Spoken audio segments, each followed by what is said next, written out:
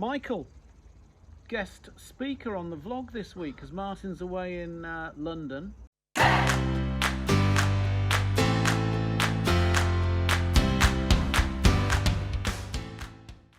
So we've got this reading from Matthew's Gospel, a fairly long reading for Sunday, Matthew 10:24 to 39, and it appears to be about following Jesus and all sorts of little bits within it. Where did you alight? Well, a good place to start is right at the beginning, isn't it, as they say.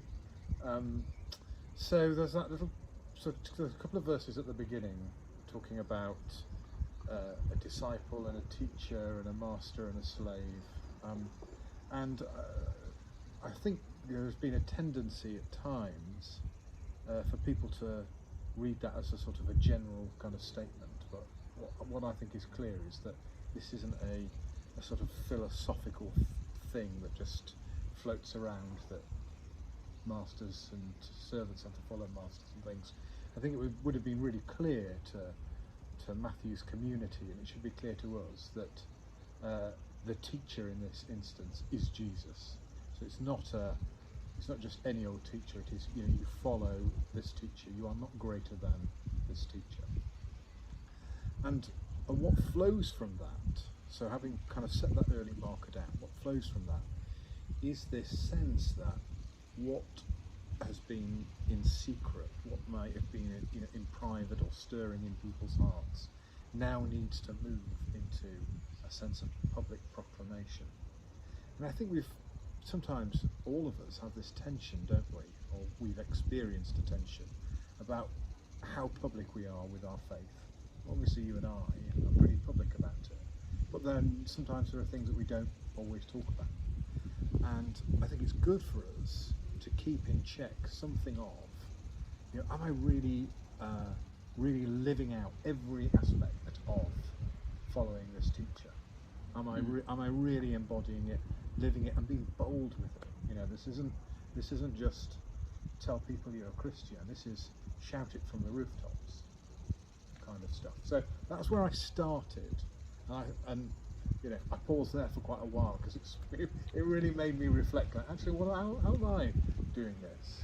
Yeah, and it's interesting just picking that up. There's no kind of notion of public and private with Jesus, because he says, unless you love me more than you love father and mother. So immediately that's the domestic scene. That's the private scene. So there's something he's saying here about how your priority has to be me.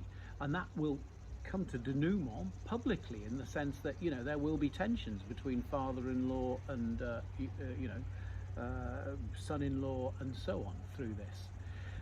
The bit that I looked at that I think we often kind of skirt over is that bit where he talks about how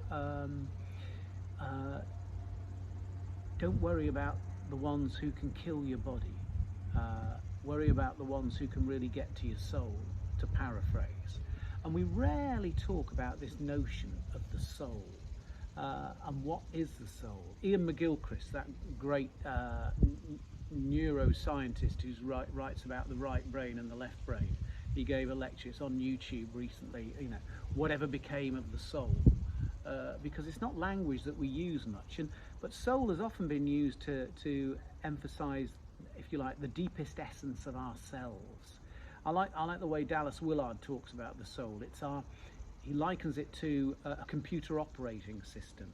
It's that which is below the level of consciousness, but which integrates our feelings, our body, our mind, our self, the whole caboodle. So you can see when you've got a sick soul, because you're not integrated and you're not aligned. There's part of you doing stuff that the rest of you isn't aligned with, and you're pushed and pulled apart. And what Jesus seems to be saying here is not only take care of your soul, but the deepest need of the soul for its flourishing and its nurture is to align itself with the will and the way of God. So there's something about how is it that we enable our souls to be aligned with this. It seems to me the rest of the passage could arguably be examples of how we are aligning ourselves with the way and purposes of God in terms of our readiness to be public about our faith. in terms of our readiness to take up our cross and follow him, in terms of our readiness to be in tension with those around us, whether it's the domestic scene or elsewhere. So that's where I was. So what about this bit at the end then? So I know you kind of touched on that, but you know, it is a difficult scene, isn't it? It's a difficult set of observations. You know, I have not come to bring peace, and that sense of, as you say, you know, families, tension within families, tension between, you know, really important relationships. So what's Well, I mean, Matthew seems to domesticate it a little bit. In Luke 14, the equivalent version, Jesus is said, unless you hate father or mother, which is even more. Whereas Matthew has domesticated it, it seems to me, and said, unless you love me more than you love father and mother. So there's part of me that wants to gravitate towards Luke and Mark with their rather more sharp version. And I don't think Jesus can be saying, you know, you've got to hate them, because I'd have to turn around and say, well, I can't really hate my mother and my father, to be honest, Lord. Absolutely. There must be degrees of hate. I mean, is it like hating blue cheese? You know, is that what he means? Is he using an Oriental version of exaggeration, as some commentators say? I'm assuming that what he's trying to tease out here is not a fundamentalist requirement that we are at enmity with those around us. And in any case, we're supposed to love our enemies. But I'm assuming that what he's trying to get at is you need to be ready to forego anything and everything that comes between you and following me. And in the culture of his day, the fundamental alignment and commitment to your family was massive and much greater than it is now. I mean, every morning you or I would go to our father and mother and ask their blessing upon them as we detailed to them what we were going to be doing that day. I mean, it's just not the same now. You might get the odd FaceTime once a week, but it's not there. Week, yeah. If that. So that's what I'm assuming, that actually that he's almost preparing them for the crosses that, as sure as eggs, will face them. They may not be domestically, but they may be. That's really interesting. That's really helpful.